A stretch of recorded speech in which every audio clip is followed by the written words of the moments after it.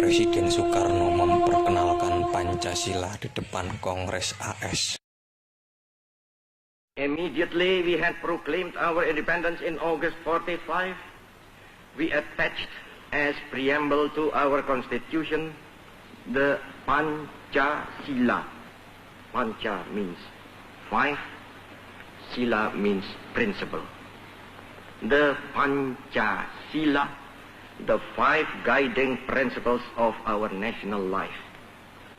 Perhaps you know already what our Pancasila is. It gives us the five principles of our state. These are: first, believe in God.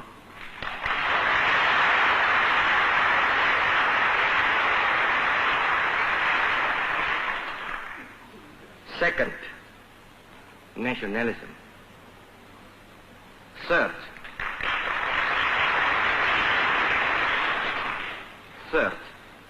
humanity.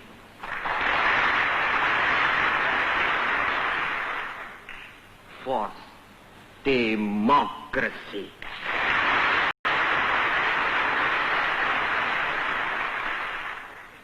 Fifth, social justice.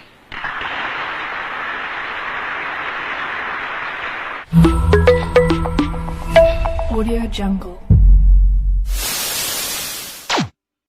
Nah, saat itu Bung Karno pada tanggal 1 Juni tahun 1945 mengusulkan, saudara, supaya kalau Indonesia nanti merdeka punya dasar negara namanya Pancasila. 5 dasar.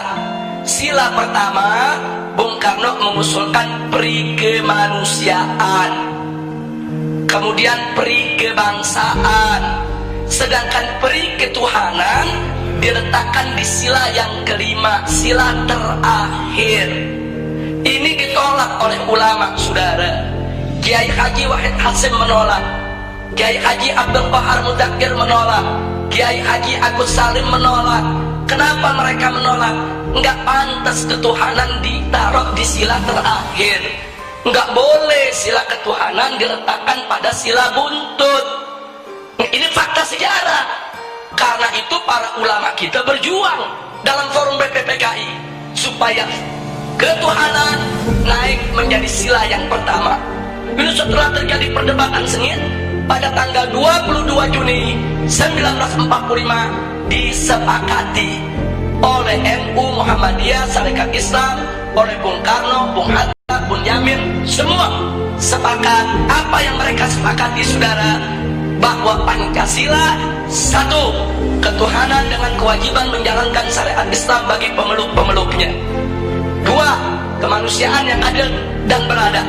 Tiga, persatuan Indonesia. Empat, kerakyatan dipimpin oleh hikmat kebijaksanaan dalam permusyawaratan perwakilan. Lima, keadilan sosial bagi seluruh rakyat Indonesia. Ini sepakat. Bung Karno ikut tanda tangan, sudah. Jadi artinya mereka sepakat. Ini kan 22 Juni belum merdeka nih kita. 22 Juni 1945 ini sebelum merdeka. Jadi semua sepakat kalau nanti kita merdeka, inilah dasar negara kita.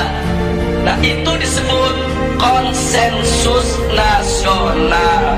Singkat cerita, akhirnya diproklamirkanlah kemerdekaan kita pada tanggal 17 Agustus 1945. Begitu diproklamirkan, maka mulai saat itu dasar negara kita adalah Piagam Jakarta 22 Juni 1945 yang tadi sudah disepakati. Tapi kemudian timbul protes dari pemerintah Jepang. Jepang nggak terima. Kenapa ada kata-kata syariat Islam di bagian pertama? Alasan Jepang, orang-orang Kristen di Indonesia Timur protes. Kalau pakai syariat Islam mereka nggak masuk negara Indonesia. Saudara, akhirnya Bung Karno dan Bung Hatta ditekan supaya menghapuskan kata syariat tersebut. Tanggal 17 setelah proklamir kemerdekaan. Nah, akhirnya Bung Karno dan Bung Hatta menggelar sidang PPKI pada tanggal 18 Agustus 1945. Nah, dalam sidang tersebut Kiai Haji Wahid Hasyim tidak hadir karena sudah perjalanan pulang dari Jakarta ke Surabaya.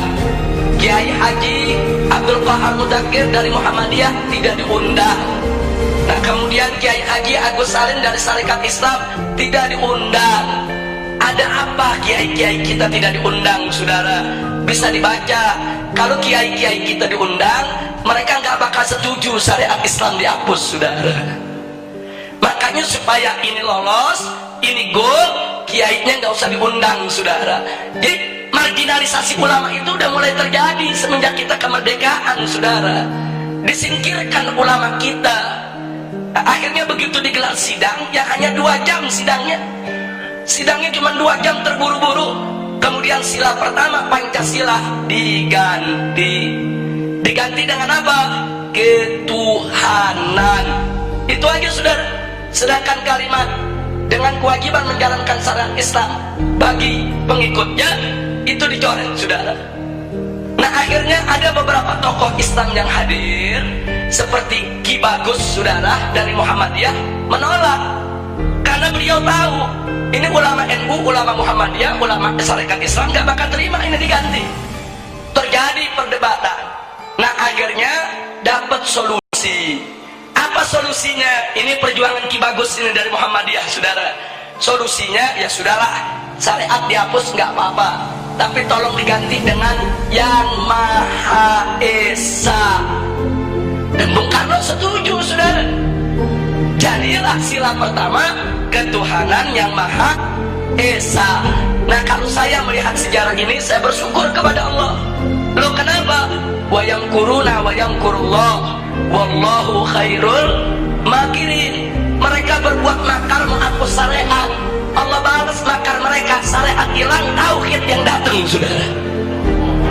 Itu kan syariat diganti sama tauhid itu. Syariatnya dihapus, yang masuk apa?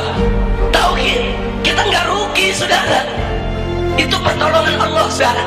Padahal ulama dipinggirin, ulama mau dikhianati, saudara. Tapi Allah jaga. Nah, oleh karenanya sampai hari ini ulama-ulama NU, ulama-ulama Muhammadiyah nggak pernah punya masalah dengan Pancasila, saudara. Nggak ada ulama NU nolak Pancasila, ulama Muhammadiyah nolak Pancasila, para habaib nolak Pancasila. Nggak ada. Loh, kenapa para habaib, ulama, kiai dan ajangan tidak menolak Pancasila? Karena mereka tahu Pancasila adalah ijtihad ulama, karya ulama. Nah, itu yang ingin saya garis bawahi, saudara. Jadi jangan sekali-kali menuduh ulama ini anti Pancasila. Mereka yang buat kok, mereka yang rumuskan kok, saudara.